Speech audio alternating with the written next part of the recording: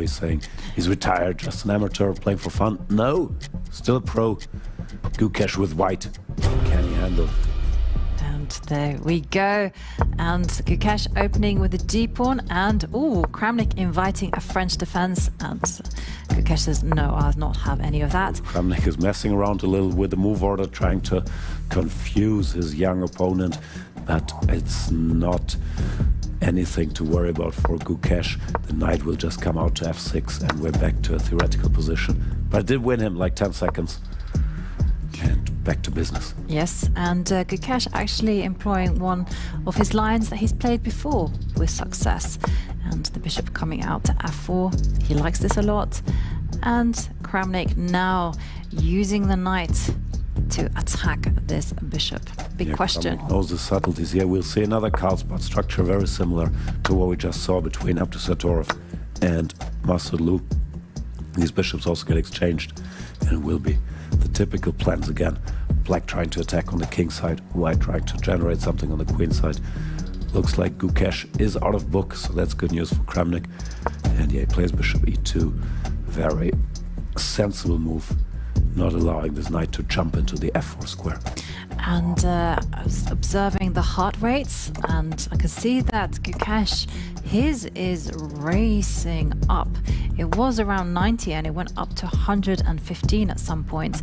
And now he's come down again. He has come down because he spotted the plan that he wants to do. It is the good old-fashioned minority attack, where he's going to go b2, b4 and chip away at the black queen side.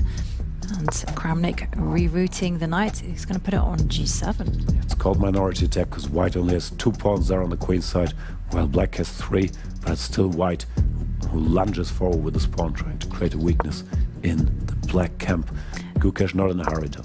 No, he's not in a hurry, just giving his king some squares, and Kramnik rerouting the knight. And I like the way that Gukesh is like, well, consequences, you abandoned control of the e5 square, but this is black's point. The light square bishop is now out. And rook c1, a small concession, gives up the dream of pushing his b pawn, and a bit unclear what white wants to do next. Looks like Kramnik is comfortable here. Push the h pawn. No, he wants to exchange the knight. Yeah, this is a good move by Kramnik. When you don't have so much space, trade off some pieces. Send your children to boarding school is the expression. I guess the knight will retreat. Okay, he goes for that trade. I don't think they know your rules. No, they don't. Takes, bishop takes, and knight to a4. Knight has to go to a4. Expansion, but he doesn't do it. Gukesh is welcoming more trades, because the more pieces get exchanged here, the tougher it is for black to counterattack on the king side. Well, the white plan should usually work with limited material too, but he has to be careful that the black knight from g7 doesn't reach its dream square on d6. And Kramnik says no, time to counterattack. Bold choice. It is a bold choice, and I think it's very thematic as well. I mean, whenever I look at this type of positions from the black side, there's always one name that pops out in my database, and that is Vladimir Kramnik. And he's lunging on the king side. Now's the time to reroute some pieces, build up your attack. And there, woohoo, he's going for it. g5, and queen stepping to d2. And taking a look at the clock times, both players, well, they're comfortable around the 1:40 mark. And on to a4, nice move, stopping that minority attack, that pawn push from white for good, because now if this pawn were to move, there would be en passant, so Gukesh has to switch to defense on the king side, and he does. He does. But the problem is that Kramnik has a free hand to do whatever he likes, and there he just moves his queen just to overprotect this pawn on f5. Very tense situation. White would love to transfer his knight to a better square, ideally to this e5 square, but it takes a long time to shuffle it around. And Gukesh now with almost a 20-second deficit, or more than that now. Is that too much respect? There comes the knight headed towards e5, but Kramnik will not sit idly. He will push one of his pawns before that horsey. I think he's going to go for h-pawn. get that nice row. And then I've seen, okay, no, he's going for G4.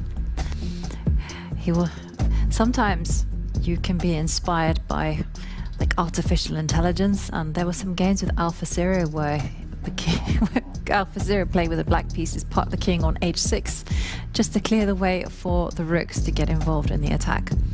And we see a trade of pawns. Gukesh countering in the center, willing to part with his d-pawn, but I'm sure he has a plan. What is his plan though? If the queen captures the pawn, I don't see it yet. Very curious. Well, maybe queen. He's gonna. Isn't he gonna go forward with his pawn and threaten bishop takes pawn? Well, Kramnik will probably spot that. Is it not dangerous though? I mean, to allow the pawn to e5. Okay, well, Kramnik thinking. Take the pawn, Vladi.